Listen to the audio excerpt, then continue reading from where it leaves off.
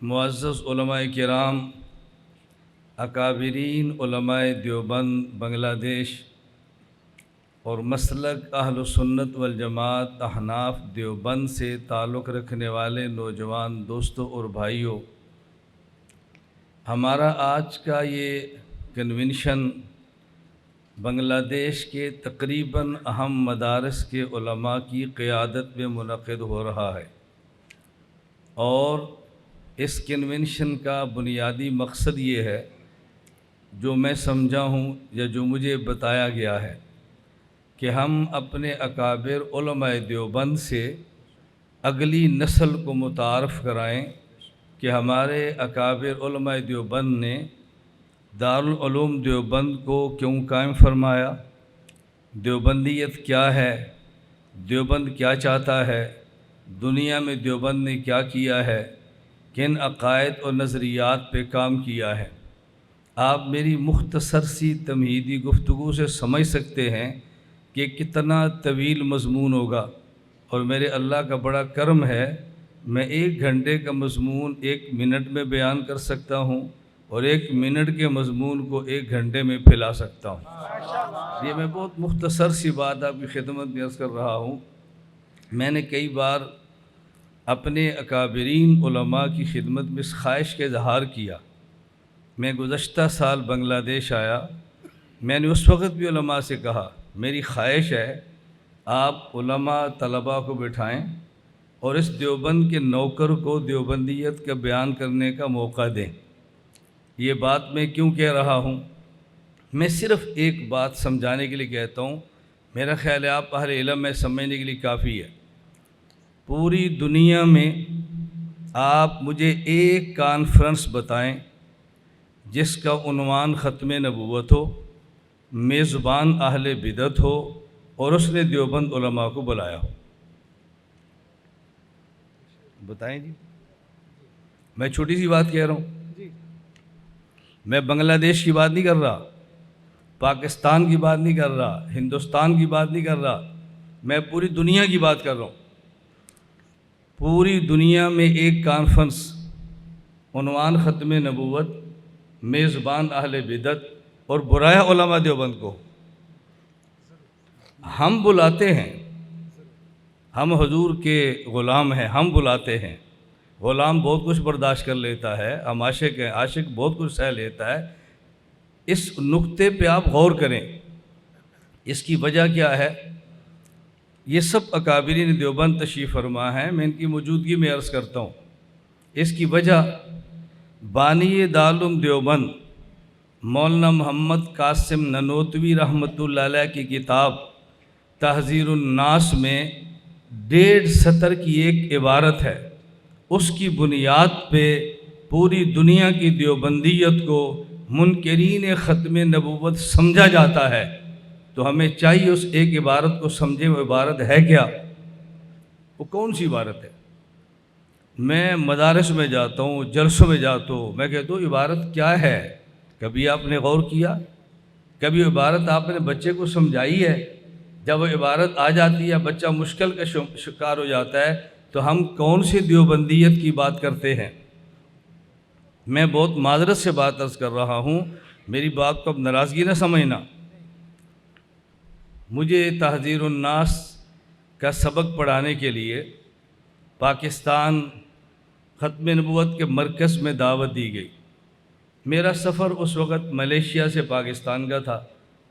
मैंने तहज़ीरुन नास का प्रिंट निकाला और आप यकीन फरमाएंगे, दोहा एयरपोर्ट पे बैठ के 6 घंटे मैंने उसका मुताला किया, अपने पेपर पे तैयार किया। इसको 10 साल हो गए हैं। मुझे आप आज कह दें, मैं भी तहज़ीरुन नास समझाना शुरू कर देता हूँ। 10 साल गुजर गया है, मैंने एक बार तैयार किया। मैं समझता हूँ आप इससे समझें कि देवबंद क्या होगा। मेरे जुमले को आप नहीं समझे। तहज़ीरुन नास की वो किताब जिसको दारुल देवबंद से मुंसलिक बड़े से बड़ा आलिम, वो कहता है बड़ी मुगलक, बड़ी पेचीदा, बड़ी मुश्किल, हमारे बस में नहीं। मैंने इसको एयरपोर्ट पे बैठ के हल किया है और 10 साल बाद कह रहा हूँ, जब चाहो बग़ैर मुताला के मैं इसको पढ़ाता हूँ। आप अब भी नहीं समझे मैं क्या कहना चाहता हूँ। یہ تو میں ہوں، بتاؤ محمود الحسن کیا ہوگا؟ یہ تو میں ہوں، بتاؤ حسین احمد مدنی کیا ہوگا؟ یہ تو میں ہوں، بتاؤ اشرف علی تھانوی کیا ہوگا؟ یہ تو میں ہوں، مفتی گفید دہلوی کیا ہوگا؟ یہ تو میں ہوں، قاسم نانوتوی کیا ہوگا؟ یہ تو میں یہ سمجھانا چاہتا ہوں، میں سمجھانا یہ چاہتا ہوں، ہم صحابہ سے رضی اللہ عنہم 1400 سال بعد کے لوگ ہیں، توجہ رکھنا، ہم صحابہ سے 1400 سال بعد کے لوگ ہیں۔ ہم آج بھی پیغمبر کی ذات کو بچانے کے لیے اپنی جان دینا فخر سمجھتے ہیں، صحابہ کیسے ہوں گے؟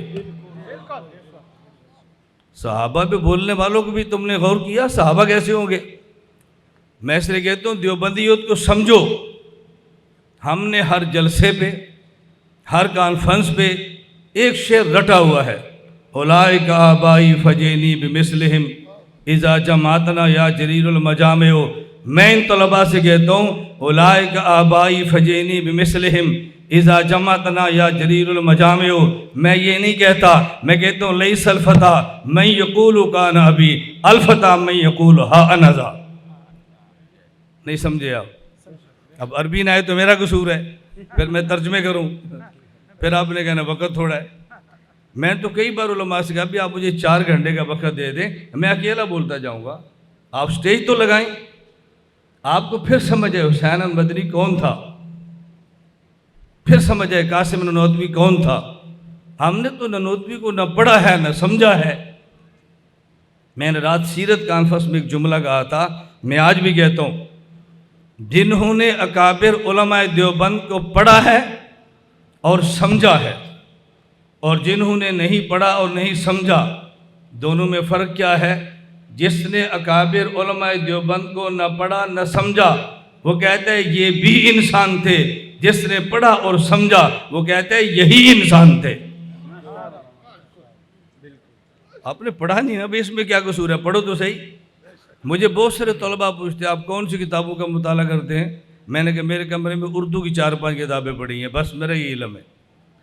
میرے پاس نانوتوی ہے، میرے پاس حسین احمد مدنی ہے، میرے پاس اشرف علی تھانوی ہے۔ آپ فخر سمجھتے ہیں ہم عربی کی بڑی کتابیں دیکھتے ہیں، میں کہتا ہوں میں بہت چھوٹا ہوں، میں اردو کی کتابیں دیکھتا ہوں، تم عربی پڑھ کے علم لاؤ، ہم نانوتوی کا اردو علم لاتے ہیں۔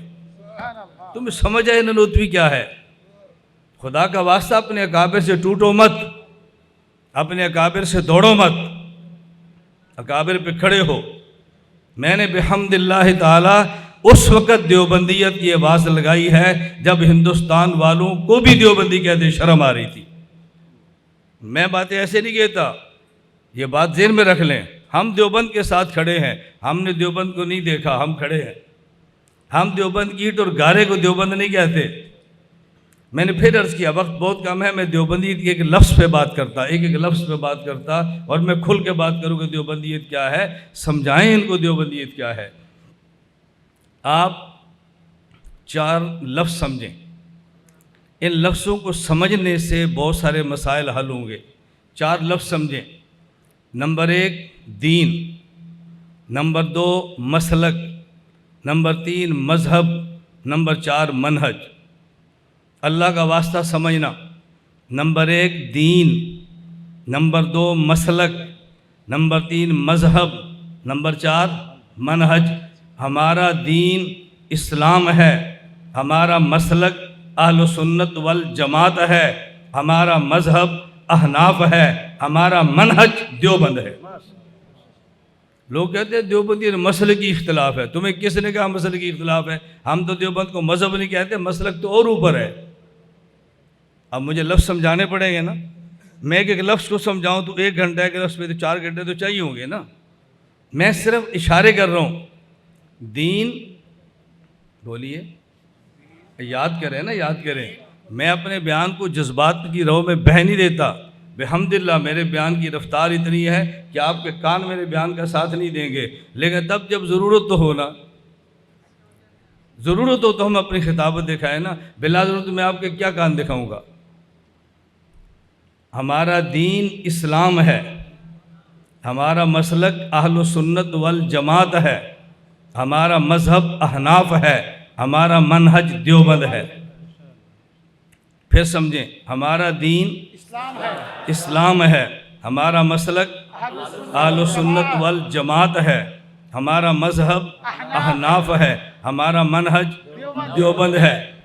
میں شارٹ کٹ کہتا ہوں، دین منصوصات قطعیات کا نام ہے، مسلک منصوصات ظنیات کا نام ہے، مذہب اجتہادیات کا نام ہے، اور منہج طریقہ کار کا نام ہے۔ دین، پھر سنیں، دین منصوصات قطعیات کا نام ہے، مسلک منصوصات ظنیات کا نام ہے، مذہب اجتہادیات کا نام ہے، منہج طریقہ کار پالیسی کا نام ہے۔ میں ایک قدم اور اٹھا کے بات سمجھاتا ہوں۔ منصوصات قطعیات دین، اس کے اختلاف کا نام اسلام اور کفر کا اختلاف ہے۔ حق اور باطل کے اختلاف کو اختلاف دین کہتے ہیں، تقابل ادیان کہتے ہیں۔ مسلک کے اختلاف کو ضلالت اور ہدایت، سنت اور بدعت کا اختلاف کہتے ہیں۔ مذہب کے اختلاف کو حق اور خطا کا اختلاف کہتے ہیں، اجر اجران کا اختلاف کہتے ہیں، راج مرجو کا اختلاف کہتے ہیں، اولا خلاف اولا کا اختلاف کہتے ہیں، اور منہج کے اختلاف کو نہ کفر کہتے ہیں، نہ بدعت کہتے ہیں، نہ خطا کہتے ہیں۔ طریقہ کار ہر دور میں بدلتا رہتا ہے، طریقہ کار بدلتا رہتا ہے، پالیسیاں بدلتی رہتی ہیں، اصل چیزیں کبھی نہیں بدلتی۔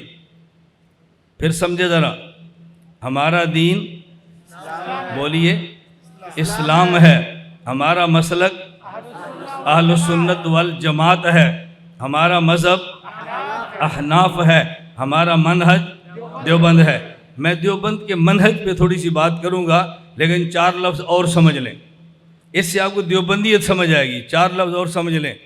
نمبر 1 تکمیل دین، نمبر 2 تمکین دین، نمبر 3 تدوین دین، نمبر 4 تطہیر دین۔ لفظ آپ سمجھ لیں، میں ترجمہ کر دوں گا، پریشان نہ ہوا کریں۔ میں عربی لفظ بولتا ہوں تاکہ یاد ہو جائیں، پھر ترجمہ اتنا کرتا ہوں کہ عوام بھی سمجھتی ہے۔ آپ تو ماشاءاللہ طالب علم بیٹھے، عوام بھی سمجھتی ہے۔ میرے اللہ کا بہت کرم ہے، اللہ نے مجھے مشکل بات کو آسان لفظوں میں سمجھانے کا خدا نے مجھے فن دیا ہے، یہ میرے اللہ کا کرم ہے۔ اما بنعمت ربک فحدث، میں کوئی فخر غرور کی بات نہیں کرتا بھئی، ہر بندے کا ملکہ ہوتا ہے۔ میں تو علم کے دعوے تھوڑا کر رہا ہوں، میں عالم ہوں، میں تو نہیں کہہ رہا، میں تو سمجھانے کی باتیں کر رہا ہوں۔ توجہ رکھیں، 4 لفظ یاد رکھیں۔ نمبر 1 تکمیل دین، نمبر 2 تمکین دین، مکن یمکن تمکینا، نمبر 3 تدوین دین، نمبر 4 تطہیر دین۔ تمکین دین، نمبر 1 تکمیل دین، یہ دور نبوت ہے۔ نمبر 2 تمکین دین، یہ دور صحابہ ہے۔ نمبر 3 تدوین دین، یہ دور ائمہ مجتہدین ہے۔ نمبر 4 تطہیر دین، یہ دور دیوبند ہے۔ نمبر 1 یاد کرو، یاد کرو، اس کو سبق سمجھو، بیان نہ سمجھو۔ میں تو عوامی اجتماعات میں بیان کروں تو میں کہتا ہوں بیان کو نہ سمجھو، سبق سمجھو۔ اگر آپ نے اس کو سبق سمجھ لیا تو مجھے فائدہ کیا ہوگا؟ میں آپ کے فائدے کی بات نہیں کرتا، حضرت انفس و شح، انسان لالچی ہے، میں بھی لالچی ہوں۔ آپ اس کو سبق سمجھیں گے تو مجھے فائدہ کیا ہوگا؟ مجھے 1 گھنٹے کے بیان سے کتنے شاگرد مل جائیں گے؟ میرا فائدہ ہوگا نا۔ آپ سبق نہیں سمجھیں گے، میں 10 گھنٹے بھی بیان کروں گا تو آپ نے کہا نا خطیب صاحب نے تقریر کی ہے، مولانا صاحب نے بیان کیا ہے۔ اور اگر آپ نے اس کو سبق سمجھا تو آپ نے کہنا استاد جی نے بیان کیا ہے۔ پھر جب استاد جی کہیں گے بیٹھ جاؤ، کیا کر رہے ہو، نکل جاؤ، آپ نے خوشی سے بات قبول کی بھی استاد جی کہہ رہے ہیں تو میرا فائدہ ہوگا یا نہیں؟ مجھے بنے بنائے بنگلہ دیش میں بندے مل جائے تو مجھے اور کیا چاہیے؟ سبق سمجھو۔ نمبر 1 تکمیل دین، نمبر 2 تمکین دین، نمبر 3 تدوین دین، نمبر 4 تطہیر۔ سمجھنا، پہلا دور تکمیل دین ہے۔ الیوم اکملت لکم دینکم، اللہ کے نبی نے دین کو کامل مکمل فرما دیا ہے۔ دوسرا دور تمکین دین ہے، وَلَيُمَكِّنَّنَّ لَهُمْ، صحابہ کرام نے دین کو جگہ دی ہے، دین کو گھر دیا ہے، دین کو زمینیں دی ہیں، دین کو جائیداد دی ہے، دین کو دنیا میں پختہ فرمایا ہے۔ تیسرا دور تدوین دین ہے، دین کو لکھوانے والے ان میں پہلا نمبر امام ابو حنیفہ کا ہے۔ امام سیوطی شافعی فرماتے ہیں ان اول من دون علم الشریعہ ورتبہ ابوابا ولم یسبق احد، تدوین دین کے مدون اول امام ابو حنیفہ ہے۔ نمبر 4 تطہیر دین، دیوبند نے کیا کیا ہے سمجھنا، دیوبند نے کیا کیا ہے؟ دین ایک محل کا نام ہے، جب محل بن جاتا ہے، مکان بن جاتا ہے، خوبصورت بلڈنگ بن جاتی ہے، اس میں 2 قسم کے لوگ آتے ہیں۔ بعض لوگ وہ ہوتے ہیں جو اندر سے قیمتی چیزیں چوری کر کے لے جاتے ہیں، اور بعض وہ ہوتے ہیں جو باہر سے گند لا کے پھینکتے ہیں۔ کیونکہ محل بنانے والا نظر نہیں آ رہا، محل بنانے والا موجود نہیں ہے۔ ہمارے دین کو مکمل ہمارے پیغمبر پاک نے کیا ہے صلی اللہ علیہ وسلم، وہ دین کا محل بنانے کے بعد دنیا سے تشریف لے گئے ہیں۔ اب محل نظر آتا ہے، کوئی آتا ہے چور، اس محل سے قیمتی چیز کو نکالتا ہے، کوئی آتا ہے گندا، وہ اس محل میں گند کو پھیلتا پھینکتا ہے۔ ہم دیوبند والے ہم دین کے ٹھیکے دار نہیں ہیں، ہم دین کے چوکی دار ہیں۔ چوکی دار 2 کام کرتا ہے، نمبر 1 محل سے قیمتی چیز کو جانے نہیں دیتا، اور باہر سے گند اندر آنے نہیں دیتا۔ ہم تطہیر دین والے، نعرہ نہیں مارنا، ہم دیوبند والے چوکی دار ہیں، ٹھیکے دار نہیں ہے۔ چوکی دار 2 کام کرتا ہے، نمبر 1 اندر سے قیمتی چیز جانے نہیں دیتا، باہر سے گند آنے نہیں دیتا۔ آپ کو ہوگے آپ کیا کہنا چاہتے ہیں؟ میں یہ کہنا چاہتا ہوں دنیا میں فتنے 2 قسم کے ہیں۔ ایک فتنہ وہ ہے جو دین میں کمی کرتا ہے، اسے الحاد کہتے ہیں۔ ایک فتنہ وہ ہے جو دین میں اضافے کرتا ہے، اسے بدعات کہتے ہیں۔ کوئی الحاد کے نام پہ دین سے چوریاں کرتا ہے۔ چوری کیا کی ہے؟ کبھی اس نے ڈاکہ مارا، حضور آخری نبی نہیں ہے، کسی نے ڈاکہ مارا، نبی معصوم نہیں ہے، کسی نے ڈاکہ مارا، نبی قبر میں زندہ نہیں ہے، کسی نے ڈاکہ مارا، صحابہ محفوظ نہیں ہے، کسی نے ڈاکہ مارا، صحابہ محفوظ نہیں ہے، صحابہ حجت نہیں ہے۔ ہم صحابہ کی بات کو مانتے نہیں۔ اس محل میں ڈاکے ڈالنے والے آئے، کسی نے چوری، کسی نے کوشش کی اندر سے ختم نبوت کو چرا لے، کسی نے چاہا حیات النبی کو چرا لے، کسی نے چاہا عصمت نبوت کو چرا لے، کسی نے چاہا حجیت حدیث کو چرا لے، کسی نے چاہا حفاظت صحابہ کو چرا لے، اور کئی آئے جو گند والے تھے، انہوں نے باہر سے گند اندر پھینکا، بدعات کے نام پہ پھینکا۔ بدعات ہر علاقے کی کئی ہیں، آپ اس کو اچھی طرح سمجھ سکتے ہیں۔ تو 2 قسم کے ڈاکو آئے، ایک وہ تھے جن نے پیغمبر کے دین میں کمی کرنے کی کوشش کی، الحاد والے ہیں۔ کسی نے گند باہر سے ڈالنے کی کوشش کی، جو بدعات والے ہیں۔ دیوبند والے ٹھیکے دار نہیں، چوکی دار بن کے کھڑے ہو گئے۔ یہ الحاد کے نام پہ دین کے اندر سے چوری ہونے نہیں دیتے، بدعات کے نام پہ گند اندر آنے نہیں دیتے۔ جو کام نعرہ نہیں، نعرہ نہیں، آپ میری بات سنیں۔ کبھی سبق میں بھی نعرے لگتے ہیں، بھئی سبق ہو رہا ہے، کبھی سبق میں نعرے لگتے ہیں۔ ہاں سبق میں کبھی استاد جوش میں بھی پڑھا لیتا ہے، ہم نے سبق پڑھا، کبھی استاد جوش میں آ جاتا ہے، تو آپ سمجھے بھی یہ جوش یہ ادھر آ گیا۔ بس نعرے کے لیے 15 نومبر کانفرنس آ رہی ہے، آ رہی ہے 15 نومبر انشاءاللہ ثم انشاءاللہ۔ آپ ہمیں 15 نومبر کو بولنے کا موقع دیں اور آپ نعرے لگائیں۔ آپ دیکھیں ختم نبوت دلائل ہوتے کیا ہیں۔ ہم قادیانیت کے دلائل کو جوتے کی نوک پہ اڑانا دیں، ہمیں دیوبند کا بیٹا نہ کہنا۔ نعرے کا موقع ہوتا ہے، جب نعرے کا موقع، یاد رکھنا، ایک ہوتی ہے علمی گفتگو، ایک ہوتی ہے تحریکی گفتگو۔ علمی گفتگو کو توجہ سے سنو، لکھو، نوٹ کرو۔ تحریکی گفتگو میں اپنا جوش دکھاؤ، نعرے مارو، میدان پہ نکلو۔ اور یہ فیصلہ میں نے نہیں کرنا، میری عادت ہے، میں نے نہیں کرنا، یہ انہوں نے کرنا ہے۔ بنگلہ دیش کی قیادت میں نہیں ہوں، یہ ہے، انہوں نے فیصلہ کرنا ہے، ہم نے کارکن بن کے لڑنا ہے۔ بس آج پورے پاکستان میں میرے آپ جلسے دیکھ رہے ہیں، میں اپنے دیوبندی ہر سٹیج پہ جاتا ہوں، میں کہتا ہوں بھی میں کارکن بن کر آیا ہوں، قائد بن کر نہیں آیا۔ فیصلے آپ نے کرنے ہیں، ہم وکیل ہیں، کیس ہم نے لڑنا ہے۔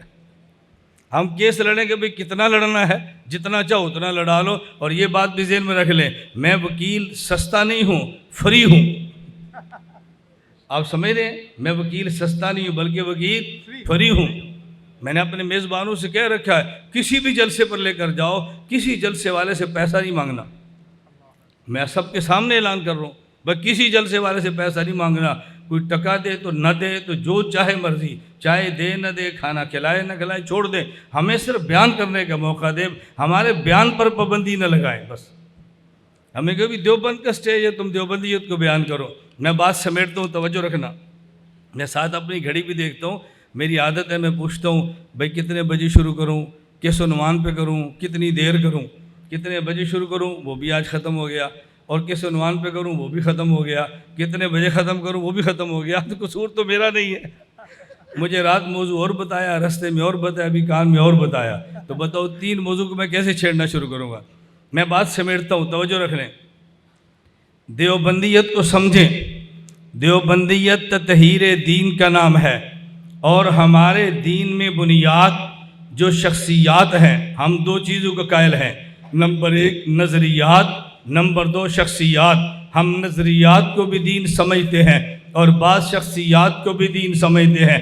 شخصیات میں پہلا نمبر انبیاء کا ہے، اور آخری پیغمبر حضرت خاتم الانبیاء صلی اللہ علیہ وسلم کا ہے. شخصیات میں دوسرا نمبر صحابہ کرام اہل بیت کا ہے. اس لیے ذہن بنا لیں ہمارا نبی کے بارے میں عقیدہ کیا ہے. ذہن بنا لیں ہمارا صحابی کے بارے میں عقیدہ کیا ہے. عقائد کو سمجھنے کے لیے نبی کی تعریف سمجھ لیں. عقائد کو سمجھنے کے لیے صحابی کی تعریف سمجھ لیں. کبھی الجھنیں پیدا نہیں آئیں گی. اگر کوئی آپ سے پوچھے نبی کسے کہتے ہیں، آپ کہنا نبی اس کو کہتے ہیں جس کی تعریف میں 4 لفظ ہو. نمبر 1 نبی انسان ہوتا ہے، مبعوث عن الخطا ہوتا ہے، مبعوث من اللہ ہوتا ہے، معصوم عن الخطا ہوتا ہے، مفروض الاتباع ہوتا ہے. نبی کسے کہتے ہیں؟ 4 لفظ نشین فرما لیں. نبی کسے کہتے ہیں؟ نبی انسان ہوتا ہے، نبی مبعوث من اللہ ہوتا ہے، نبی معصوم عن الخطا ہوتا ہے، نبی مفروض الاتباع ہوتا ہے. صحابی کسے کہتے ہیں؟ نمبر 1 وہ مومن ہوتا ہے، نمبر 3 نبوت کی صحبت میں آتا ہے، نمبر 3 حالت ایمان پہ دنیا سے جاتا ہے. یہ 3 چیزیں ذہن بٹھا لو. اشکال آتے جائیں گے، جوتے کی نوک پہ اڑتے چلے جائیں گے. ممکن نہیں ہے آپ بات سمجھ لیں. کوئی سوال کرے، میں کہتا ہوں وہ سوال کرتا ہے، بات کو سمجھتا نہیں ہے، تو جواب نہیں دیتا کہ بات کو سمجھتا نہیں ہے. وہ سمجھ لیتا، کبھی اعتراض نہ کرتا، تو سمجھ لیتا، تو جواب دیتا. ہم نے کہا نبی کسے کہتے ہیں؟ نمبر 1 نبی انسان ہوتا ہے، چھوڑ دے اس کو. مبعوث من اللہ ہے، اس کو بھی چھوڑ دے. نمبر 3 نبی معصوم عن الخطا ہوتا ہے، صحابی محفوظ عن الخطا ہوتا ہے. نبی معصوم عن الخطا ہے، صحابی محفوظ عن الخطا ہے. آپ کہیں گے بھائی معصوم اور محفوظ میں فرق کیا ہے؟ ان دونوں کا ترجمہ سمجھ لیں. معصوم اسے کہتے ہیں جس سے خدا گناہ ہونے نہیں دیتا. محفوظ اسے کہتے ہیں جس سے گناہ ہو جاتا ہے، خدا اس کے نامہ اعمال میں باقی رہنے نہیں دیتا. نبی معصوم ہے، صحابی محفوظ ہے. معصوم کا معنی اس سے اللہ گناہ ہونے نہیں دیتا، اور محفوظ کا معنی گناہ ہو جاتا ہے، اللہ اس کے نامہ اعمال میں رہنے نہیں دیتا. اعتراض کس بات پر ہے؟ توجہ سے بات. میں بھی اس پہ دلائل نہیں دے رہا، میں دلائل دوں. میں یہ باتیں کیوں کہہ رہا ہوں؟ میرے کو خطابت کے جملے نہیں ہیں، میرے وکالت کے جملے ہیں. خطیب جملہ کہتا ہے اس کو نہیں پتا، میرے جملے پر اعتراض ہوگا، جواب کیا دوں گا؟ وکیل دلیل دیتا ہے، وہ سمجھتا میری دلیل پہ اعتراض ہونا ہے، میں نے جواب بھی دینا ہے. میں سوچ سمجھ کر جملے کہتا ہوں، میں جذبات میں اگر باتیں نہیں کہتا. نبی معصوم ہے، توجہ، صحابی محفوظ ہے. میں ایک جملہ کہنے لگو، آپ طلبہ سمجھتے ہیں معصومن یہ اس میں مفعول کا صیغہ ہے. معصوم اسے نہیں کہتے جو گناہ سے بچتا ہے. معصوم اسے نہیں کہتے جو گناہ سے بچتا ہے. معصوم اسے نہیں کہتے جو گناہ سے بچتا ہے. معصوم اسے کہتے ہیں جسے گناہ سے بچایا جاتا ہے. اس کی وجہ نبی مبعوث ہے تو نبی معصوم ہے. نبی وہ نہیں ہوتا جو اعلان نبوت کرتا ہے، نبی وہ ہوتا ہے جس سے اعلان نبوت کروایا جاتا ہے. نبی وہ نہیں ہوتا جو گناہ سے بچتا ہے، نبی نبی وہ ہے کہ جس کو گناہوں سے بچایا جاتا ہے، اس لیے کہ اللہ نبی کے سر پہ تاج نبوت سجاتا ہے اور خدا نبی کو گناہوں سے بچاتا ہے۔ توجہ رکھنا، میں یہ بات کیوں کہتا ہوں، اگر نبی اعلان نبوت خود کرے تو بات اور ہے، اعلان نبوت خدا کرائے تو بات اور ہے۔ نبی نمائندہ خدا ہوتا ہے، اگر نبی گناہ کر لے اعتراض نبی پہ نہیں ہوگا، اعتراض نبی پہ خدا کے ہوگا۔ توجہ، اعتراض نبی پہ نہیں ہوگا، نبی پہ خدا پہ ہوگا۔ اس لیے اللہ اپنی ذات کو اعتراض سے بچاتا ہے، نبی کو گناہوں سے بچا کے رکھتا ہے۔ میں ایک بات کہنے لگا، پیغمبر کے گھر میں بیویاں آئی ہیں، ازواج مطہرات آئی ہیں، ان ازواج مطہرات میں سے کسی زوجہ سے پیغمبر نے خود نکاح نہیں کیا۔ اللہ کے نبی خود فرماتے ہیں، ما تزوجت بشیء من نسائی وما زوجت بشیء من بناتی الا بوحی جاء بہ جبرائیل۔ میں نے بیٹی لی ہے تو مرضی سے نہیں، وحی سے، میں نے بیٹی دی ہے تو مرضی سے نہیں، وحی سے دی ہے۔ اس کا معنی یہ ہے کہ پیغمبر کے گھر میں آنے والی پیغمبر کی بیوی انتخاب مصطفیٰ نہیں ہے، انتخاب خدا ہے۔ یہی وجہ ہے پیغمبر کی 11 بیویوں میں سے ایک زوجہ مطہرہ ام المومنین امی عائشہ پہ اعتراض لگا ہے، منافقین نے لگایا ہے۔ پورا قرآن پڑھ لے، ذخیرے احادیث کو دیکھ لے، میرے علم میں نہیں ہے حضرت عائشہ پہ الزام لگا ہو اور پیغمبر نے صفائی دی ہو، عائشہ پہ الزام لگا ہو، نبی نے دفاع کیا ہو، میرے علم میں نہیں ہے۔ بھئی نبی نے دفاع کیوں نہیں کیا؟ اس کی وجہ، اگر پیغمبر کے نے عائشہ سے نکاح مرضی سے کیا ہوتا تو دفاع نبی کرتے۔ عائشہ انتخاب مصطفیٰ نہیں ہے، عائشہ انتخاب خدا ہے، حضور نے دفاع نہیں کیا، خدا نے خود کیا ہے۔ اس لیے اگر خدا دفاع نہ کرتے تو لوگ کہتے عائشہ انتخاب مصطفیٰ کا ہے، جبریل انتخاب مصطفیٰ کا ہے۔ چھوٹی بچی تھی، الیاس باللہ الیاس باللہ، میں وہ جملے زبان پہ نہیں لا سکتا جو کافر بھونک دیتا۔ اللہ نے نبی سے دفاع نہیں کرایا، خود دفاع کرایا، کیونکہ عائشہ انتخاب مصطفیٰ نہیں ہے، دفاع نبی نے نہیں کیا، انتخاب خدا ہے۔ اعتراض خدا، دفاع خدا نے کیا۔ اگر خدا نہ کرتا تو تم اعتراض کرتے۔ جس طرح پیغمبر کی بیوی انتخاب مصطفیٰ ہے، اعتراض آئے خدا جواب دیتا ہے۔ خود مصطفیٰ انتخاب خدا ہے، اعتراض آئے جواب خدا دیتا ہے۔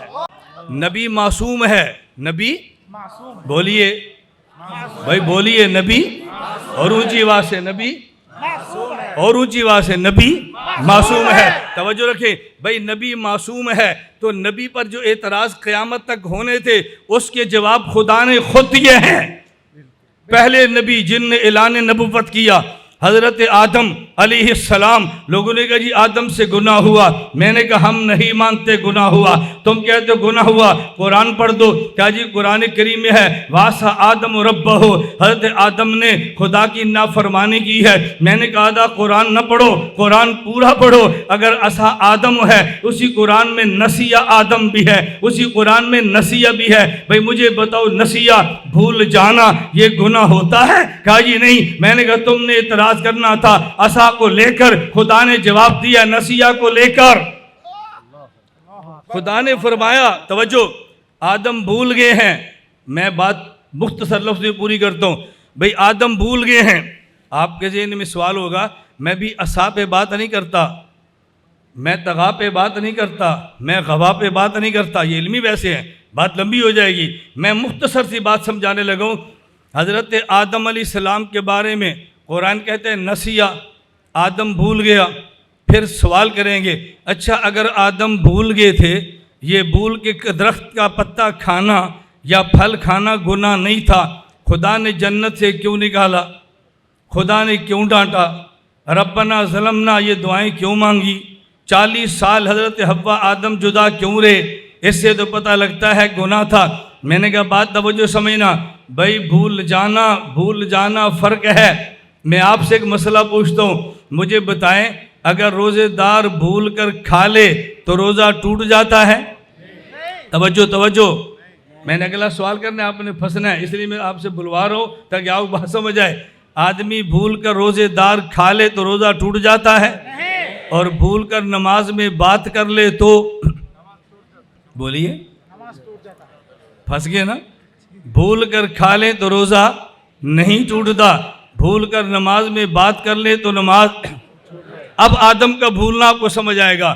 دیکھیں بھولنا دو قسم کا ہے، ایک بھول جانا روزے دار کا ہے، ایک بھول جانا نماز والے کا ہے۔ روزے دار بھول جائے روزہ نہیں ٹوٹتا، گناہ بھی نہیں ہے۔ نماز والا بھول جائے تو یہ اس کے اوپر گناہ تو نہیں ہے، لیکن کہا نماز دوبارہ پڑھو، ڈانٹ پڑ جاتی ہے، دوبارہ پڑھو، یہ ڈانٹ پڑی ہے، دوبارہ پڑھو۔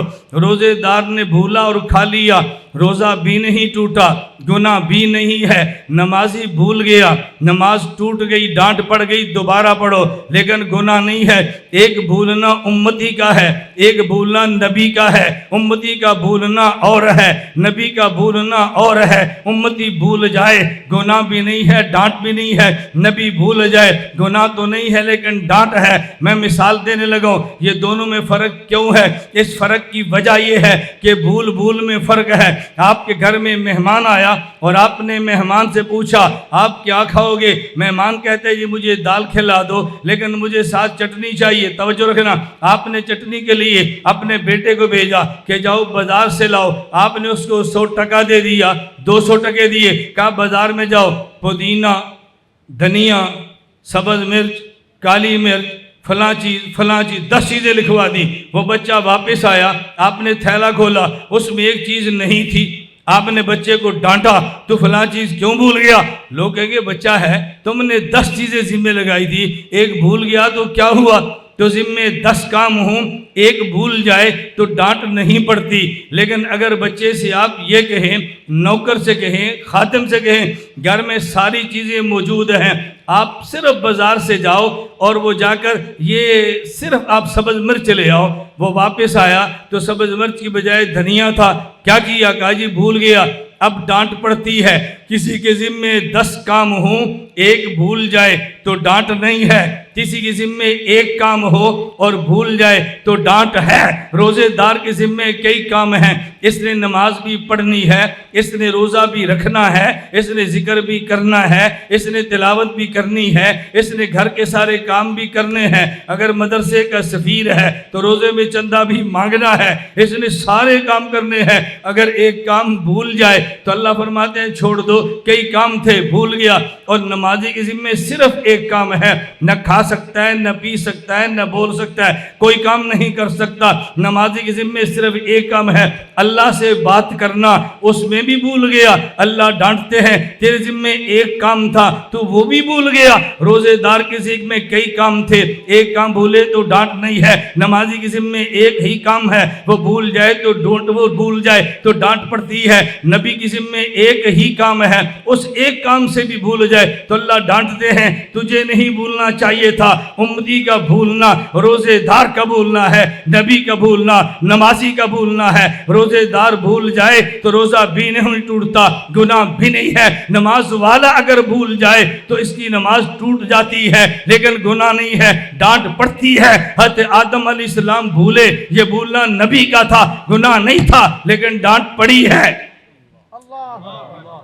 اور ڈانٹنے والا کون ہے؟ ڈانٹنے والا کون ہے یہ تو سمجھو نا۔ ہم کہتے ہیں ڈانٹ کیوں پڑی؟